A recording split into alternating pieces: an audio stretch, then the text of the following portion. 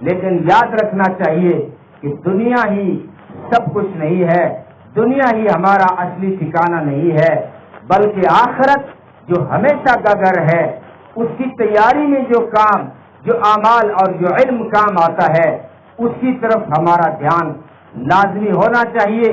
اور یعنی ہم اپنے جو ہے صاف الفاظ میں کہوں تو اس طرح کہ آپ اپنے بچوں کو اسکول اور کالج کی پڑھائی کے ساتھ ساتھ اپنے بچے کو مکتب اور مدرسے میں بھیج کر وہ علم بھی ضرور حاصل کرائیے جو آخرت میں خوب کام آتا ہے اور دنیا میں بھی عزتیں دلاتا ہے، اور ہمارا ہر عمل سنور نہیں سکتا اس علم کے بغیر۔ تو اس علم کی طرف بھی آج کل غفلت ہو رہی ہے، اس غفلت کو دور کریں۔ یہ وقت ہے اپنے مدارس اور مکاتب کو مضبوط کرنے کا۔ اگر ایسے نہیں جاگے تو دشمن تو نہیں جگا رہا ہے، آوازیں دے دے کے جگا رہا ہے اور کہہ رہا ہے میں بلڈوزر چلاؤں گا مدارس پر، تمہارے مکاتب کی جانچ ہوگی، تمہاری مساجد کی چھان بین ہوگی، تمہارے مدارس پہ کیمرے لگیں گے، تمہاری مدارس پہ ہماری نگاہیں رہیں گی۔ تو تم بھی تمہاری ذمہ داری بنتی ہے، کہو شک کرنے والوں کو کہو آ جاؤ، رات کو 3 بجے بھی آ جاؤ، ہمارے مدرسوں کے دروازے کھلے ہوئے ہیں۔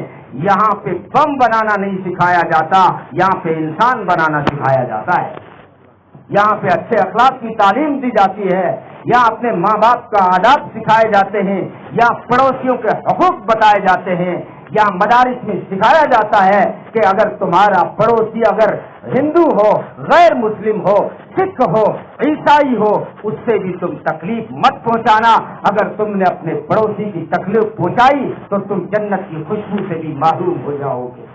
یہ اسلام کی تعلیمات ہے، لیکن ذمہ داری ہماری بنتی ہے ہم جو ہے نیند سے غافل، نیند سے بیدار ہوں اور اپنے مدارس کو اور اپنے مکاتب کو مضبوط کریں۔ یہ وہ تعلیم یہ جو ہے صرف دنیا میں کام دے، آخرت میں جو ہے کام نہ دے، جو ہے یہ عارضی ٹھکانہ ہے۔ دیکھا ہے دنیا نے، میں نے شروع میں بات یہاں سے شروع کی تھی، جو مال سے عزت ملتی ہے بہت وقتی ہوتی ہے، بہت وہ عارضی ہوتی ہے، کبھی صدر کبھی ملک بدر۔ دیکھا نہیں آپ نے، مشرف کے جملے نہیں سنے تم نے، وردی نہیں اتاروں گا، ہوا کیا؟ کبھی صدر تو کبھی ملک بدر۔ دیکھا نہیں کبھی تم نے، کبھی امیر ہے، وزیر ہے، کبھی فقیر ہے، کبھی وزیر اعظم ہے تو کبھی اسیر اعظم ہے، یعنی سب سے بڑا قیدی ہے، سب سے بڑا جیل میں ڈالنے والا ہے، مظلوم ہے، کبھی وزیر اعظم ہے تو کبھی اسیر اعظم ہے، یعنی سب سے بڑا قیدی ہے، جیل کی سلاخوں کے پیچھے رہتا ہے، یہ کبھی ملک کا وزیر اعظم تھا۔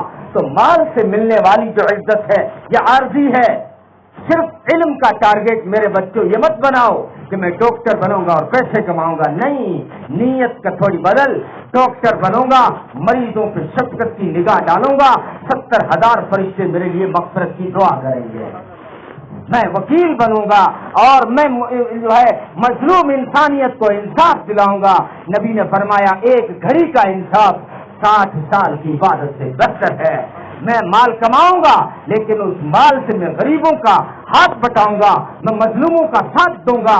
نبی نے فرمایا کسی غریب کے کام آنا 10 سال کے اذکار سے بھی بہتر ہے۔ مسجد نبوی میں بیٹھ کر، حرم کے اندر بیٹھ کر، رمضان کے مہینے میں روزے رکھ کر، رات کو تراویح پڑھ کر اور کوئی پورا مہینہ رمضان کا اعتکاف میں گزار دے اور دوسرا کسی پریشان حال انسان کے کام آ جائے تو یہ غریب انسان کے کام آنے والا اس اعتکاف کرنے والے سے بھی بہتر ہے۔ یہ نیت ہونی چاہیے تھی۔ تو اس لیے تو ہماری نیت یہ ہو کہ آخرت اصل ہے، دنیا اصل نہیں، یہ عارضی ٹھکانہ ہے۔ بڑے بڑے آئے، سب کچھ حاصل کیا، کسی سے بات کرنا گوارا نہیں کرتے تھے، حق سمجھ میں نہیں آتا تھا۔ حضرت دانیال علیہ السلام کا گزر ہو رہا ہے، دیکھا ایک گنبد بنا ہوا ہے، انہوں نے جا کے اندر دیکھا تو اس گنبد کے اندر ایک تخت لگا ہوا ہے بادشاہ کا، اور اس تخت پہ ایک لمبی سی لاش پڑی ہوئی ہے، اور اس لاش کے پاس میں ایک تلوار پڑی ہوئی ہے۔ انہوں نے تلوار کو اٹھایا اور اس پہ جو لکھا ہوا تھا وہ پڑھنا شروع کیا، تو اس پہ لکھا ہوا تھا میں قوم عاد کا بادشاہ تھا، قوم عاد کا بادشاہ تھا، مجھے اللہ نے 1300 سال عمر دی، 1300 سال عمر دی، اور میں نے 12,000 شادیاں کی اور 8,000 بچے پیدا ہوئے، اور اللہ نے میری ہدایت کے لیے، میرا گھمنڈ دور کرنے کے لیے، میرا نشہ اتارنے کے لیے اپنا ایک پیغمبر میرے پاس بھیجا، اپنا ایک رسول میرے پاس بھیجا۔ میں ان کے مال کے نشے میں، ہیلیوں کے نشے میں، دنیا کے نشے میں اس پیغمبر کو اپنے دروازے سے دھتکار کے نکال دیا۔ اس پیغمبر نے جو ہے چاہتے ہوئے مجھے بددعا دی کہ اللہ تجھے تباہ اور برباد کرے، میں تیرے پاس بھلائی لے کے آیا تھا، تو سننے کو بھی تیار نہیں ہے۔ بس وہ جملے کہہ کے تو چلے گئے، لیکن پھر اللہ کا جو قہر نازل ہوا، پورے میرے ملک پہ قحط پڑا، ایسا کال پڑا کہ پورے ملک کا اناج ختم ہو گیا۔ ہم دوسرے ملکوں سے اناج لاتے تھے، لیکن جب سواریاں اناج کی بھر کر اپنے ملک کی حدود میں داخل ہوتے تھے، اللہ اس اناج کو راکھ بنا دیتا تھا، خاک بنا دیتا تھا، یہاں تک کہ گھر میں کھانا کے کچھ نہیں رہا، حالانکہ گھر میں موتیوں کے ڈھیر تھے، اور جو ہے کہیں عنبر تھا، اور کہیں خوشبوئیں تھی، اور کہیں قالینیں تھی، اور کہیں پہ جو ہے موتی تھے، زمرد تھے، یاقوت تھے، لیکن اناج نہیں تھا۔ ایک وقت آیا، میری رعایا مجھ سے بھاگ گئی، میری فوج مجھ سے بھاگ گئی، میرے بچے 8,000 مجھ سے بھاگ گئے، میری بیویاں مجھ سے بھاگ گئی، میں اکیلا بھوکا پیاسا اسی محل میں تڑپتا رہ گیا۔ راستہ پوچھنے والوں کو میں کہتا تھا، یہ ٹوکرا موتیوں کا لے لو، مجھے ایک دانہ دے دو، مجھے کھانے کا ٹکڑا دے دو، لیکن رستہ چلنے والے کہتے تھے نہیں نہیں، یہ موتی کھائے نہیں جاتے، یہ اناج کھایا جاتا ہے، ہم نہیں دے سکتے ہیں۔ ایک وقت آیا، میں تڑپ تڑپ کر اسی گنبد میں مر گیا ہوں۔